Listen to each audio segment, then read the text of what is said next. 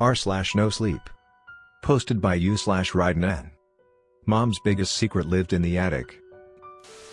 This story is straight from my father's mouth. His mother was a singer in Vegas, and she was probably one of the best. I never knew much about his childhood. He gave us the best growing up and never asked for anything in return. We never asked questions because, well, when you grow up, well, what's the point, you know? So Dad's childhood was a mystery to me up until yesterday. Dad found out that he has a brain tumor a few months ago. It's inoperable. We'd been drinking together, sitting by the bonfire while my own children ran through the darkness of our yard, playing and laughing. I don't know why he told me all of this. Maybe he didn't want to die with the secret.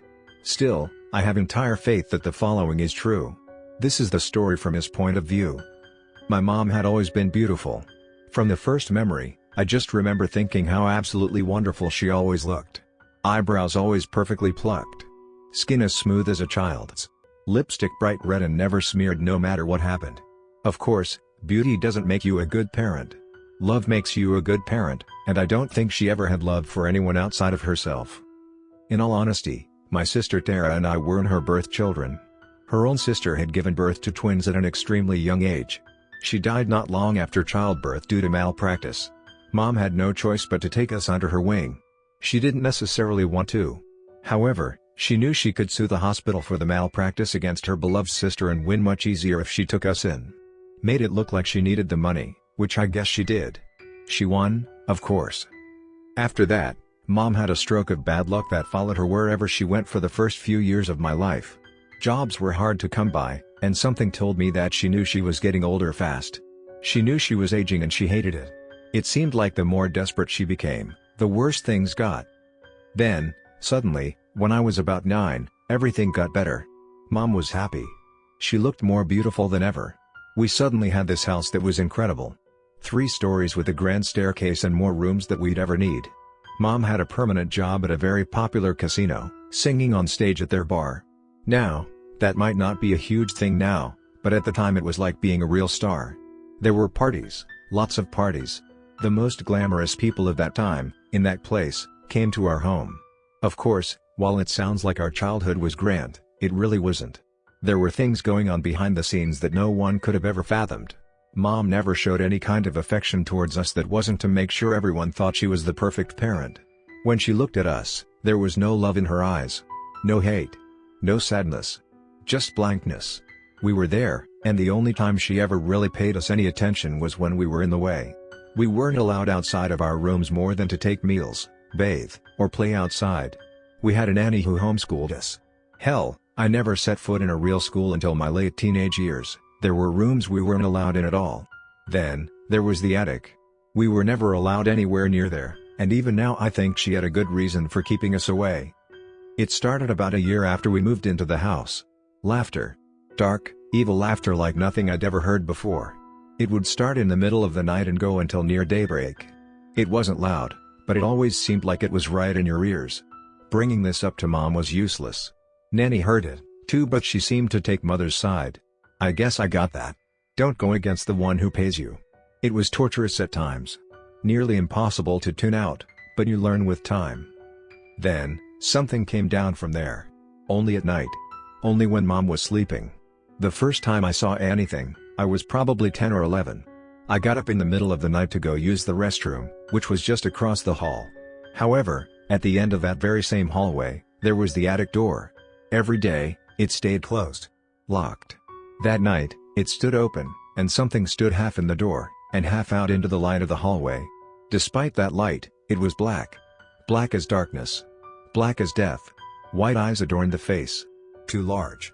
Too far apart. No other features. Just those white, wide eyes. Seeing me. Seeing nothing. The laugh that I'd come to know so well came from it despite the fact that it had no mouth.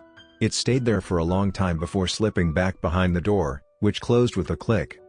I told Mom. I told Nanny. I told Tara. I told the strangers at the parties. No one would listen, and so it went on.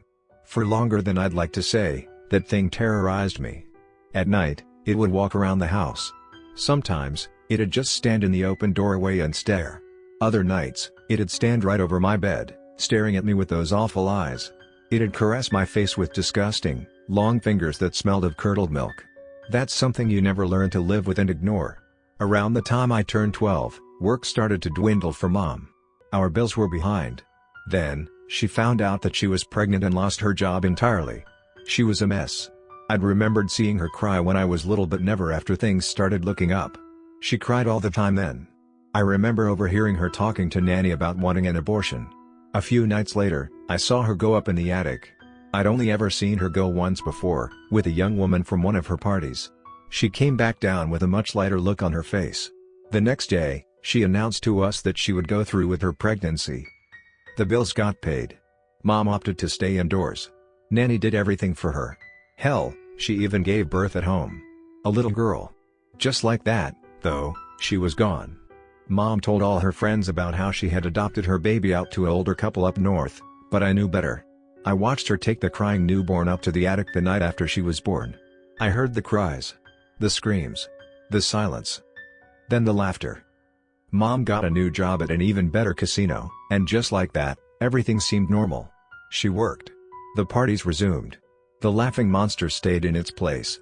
I felt so selfish for it, but I was glad for what she did in a way. I could sleep again. I could eat again. I felt normal for the first time in years. And then it came back, and it was so much worse. It didn't just stand there. It spoke. Spoke with no fucking mouth. It said awful things. Things I'd never repeat to anyone. The eyes stared as the words slipped out, slurred from nowhere I could see.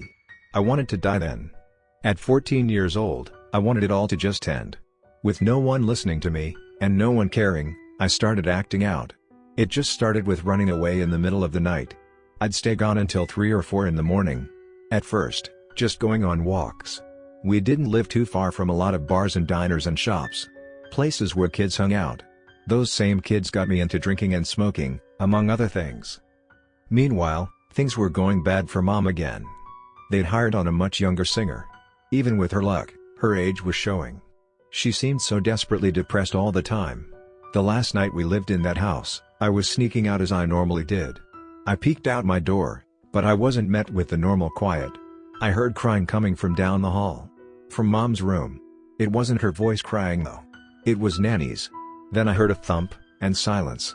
I closed the door just enough so I could see out of the crack as Mom dragged Nanny's unconscious body out of her room, down the hall, and to the attic door. She closed it behind her, and I listened to the thump thump thump of the unconscious woman being dragged up the stairs. I cried then. I knew exactly what was going to happen. This time, though, there was no sound from the attic for a while until I heard Mom's voice. She was yelling at someone. Yelling in between tears. Frantic footsteps started down the attic stairs and into the hallway. I closed the door as quietly as I could and tiptoed to my bed.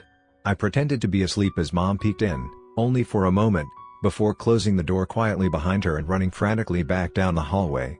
It was quiet for a while, but I didn't dare move. There was no laughter coming from the attic this time, and I remember wondering to myself if something had gone wrong. Then I smelled the smoke. The rest of that night went so fast. The entire hallway was filled with flames. The attic door was left wide open, and that thing stood in the doorway. Even with the bright light of the flames, it was still black and featureless. A horrid, inhuman scream came from somewhere inside the monster. It pointed at me as it screamed, but I started running before I could see whether or not it was actually making chase. I looked into Mom's room, but she was gone. Her king-sized bed, along with the canopy above, was up in intense flames. I ran to Tara's room and woke her up.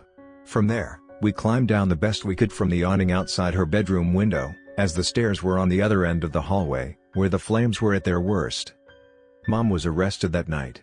Arson was the only charge. They assumed the 3 bodies in the attic perished in the fire. However, it was a different time. No one believed she could have been capable. After all, she was a woman. She was a beautiful woman. They assumed she was too dumb to start a fire. Can you imagine that? They let her go, but she died only a few months later. She just withered away. I don't even think the doctors today could explain it, although I'm sure they'd slap a label on it, but it would only be to hide their own incompetence. There just wasn't an explanation. When she killed that thing, its absence took her. Despite the fact that I know that thing is dead, I still wake up in the middle of the night, expecting to see it standing over me. Those wide eyes staring. Bulging. The laugh coming from nowhere. I asked my dad later whether or not he was afraid of dying. "Oh no. I'm not afraid of dying.